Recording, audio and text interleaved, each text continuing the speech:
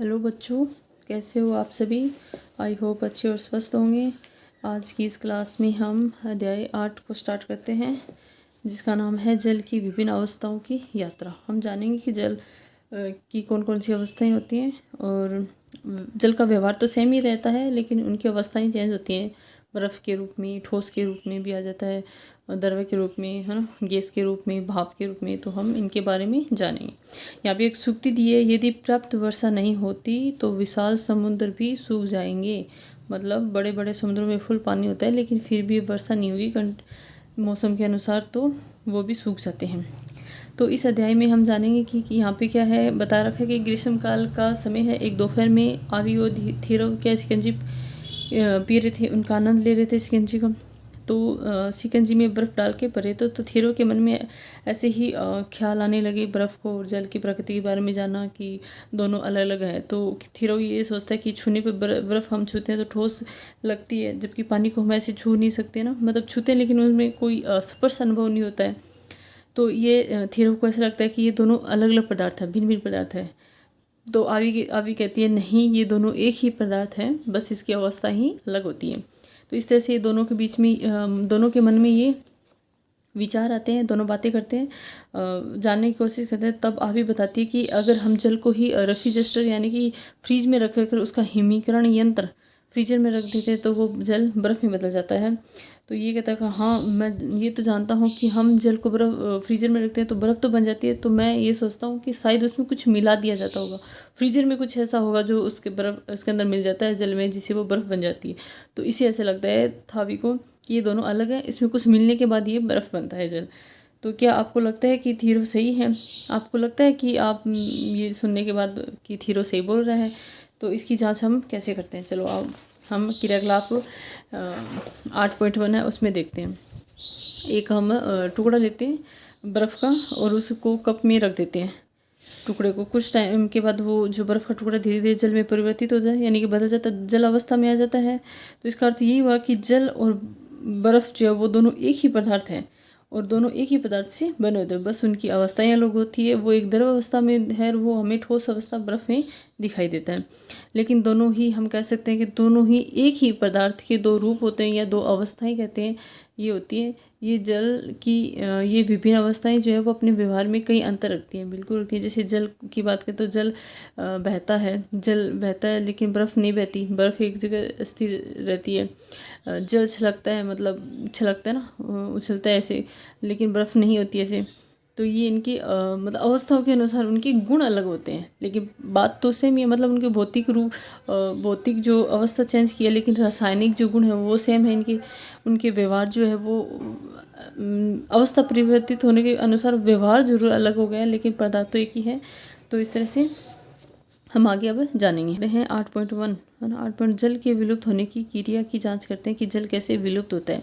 तो यहाँ पे बताया गया कि वर्षा काल का समय था, वर्षा काल की एक सुबह थी, मतलब वर्षा हुई थी, विदा ले जाते हैं। तो थीरो और आवी दोनों देखते हैं कि खेल के मैदान में कुछ गड्ढे पड़े हुए थे, उनमें कुछ गड्ढों में पानी पड़ा है और कुछ फिर शाम को आते हुए देखते हैं तो उन्हीं गड्ढों में जो पहले पानी पड़ा था वो अब सूख गया है, तो वो विलुप्त हो गया, कहीं कम हो गया। तो ये सब चीज़ें उनके दिमाग में आती है, ये कैसे मतलब हो गया, क्या ज़मीन है उसके अंदर वो उसको रिसाव होता है, या मतलब ज़मीन अपनी मिट्टी जो है वो पानी को सोख लेती है। तो इसके दिमाग में आता है कुछ हद तक ही है, लेकिन ज़्यादा इसमें क्या है, सोखने की बजाय वाष्पीकरण की क्रिया ज़्यादा होती है। तो चलो हम अब आगे देखते हैं कि वाष्पीकरण कैसे होता है। तो इसमें ये सब बातें हो रही है, सबके दिमाग में आता है कि सोचते हैं कि ये विलुप्त होने का कारण क्या है। अच्छे से बात करें, जैसे कि इस दिमाग में हम बर्तन धोते हैं तो वो भी सूख जाते हैं, कुछ समय बाद कपड़े भी सूख जाते हैं। इनमें जो जल होता है, मात्रा होती है जल की, वो कैसे विलुप्त होता है। तो इनके दिमाग में तो रिसाव की वजह से होता है। जिसकी हम बर्तन साफ़ करते हैं, बर्तन साफ़ करके हम रख देते हैं तो उसमें रिसाव, मतलब झरने की वजह से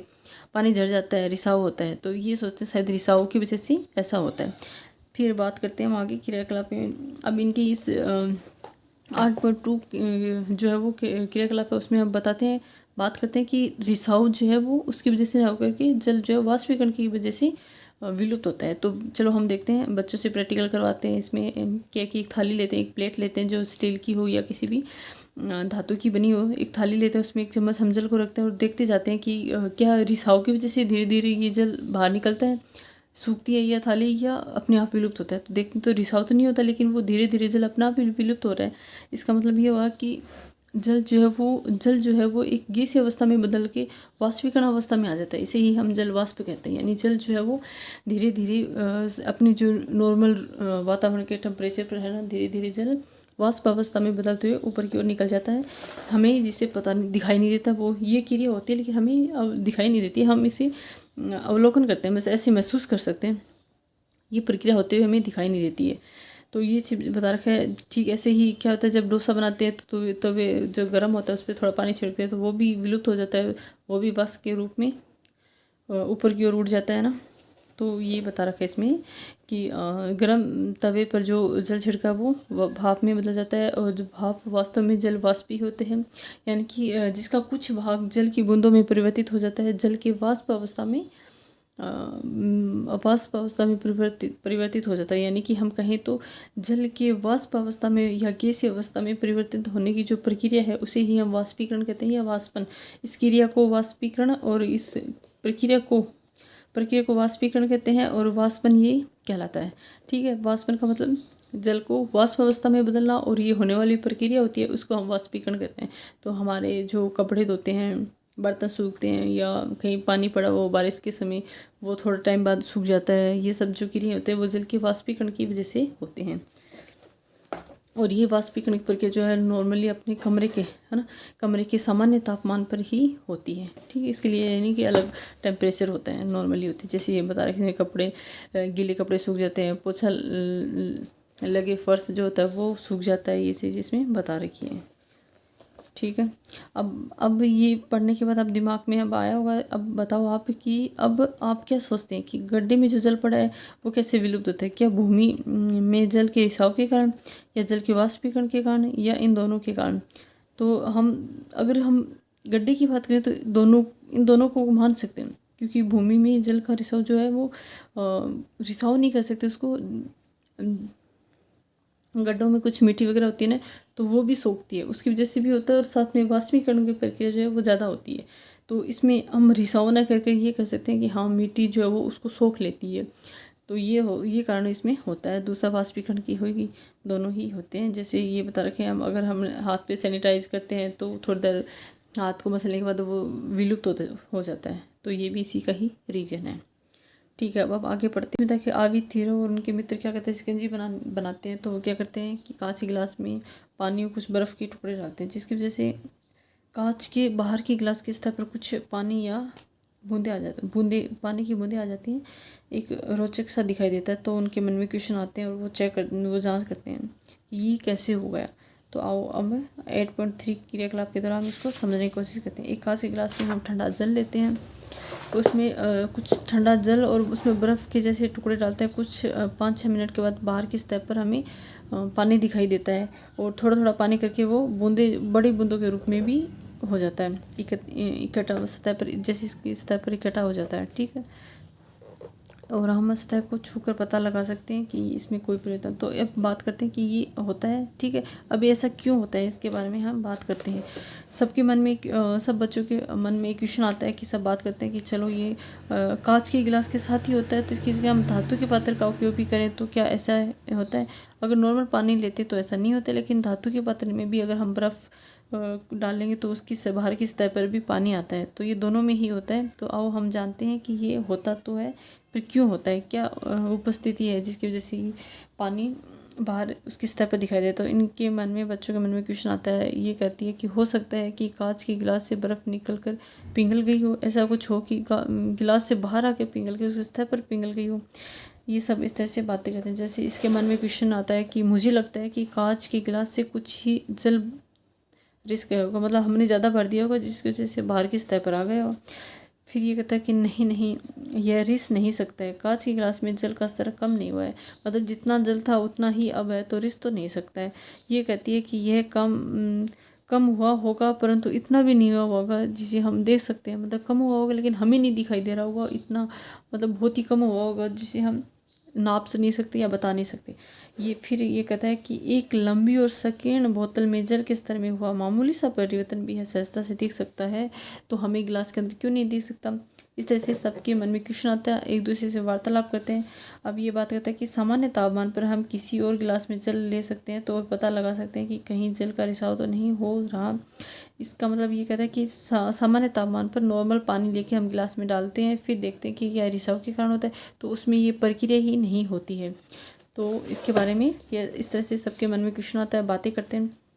तो अब ये बता रखा है कि इसमें जिस तरह से हमने कांच के गिलास में देखा कि बर्फ़ डालने से कुछ बूंदों के रूप में सतह पे आ जाता है, ठीक उसी प्रकार हमने कुछ और महसूस किया है बारिश के समय में, या जो सुबह बारिश का मौसम होता है उस टाइम सुबह सुबह क्या होता है, फूलों पर पौधों पर हम देखते हैं कि हर एक जगह क्या कि ओस की कुछ बूंदें बनी होती हैं।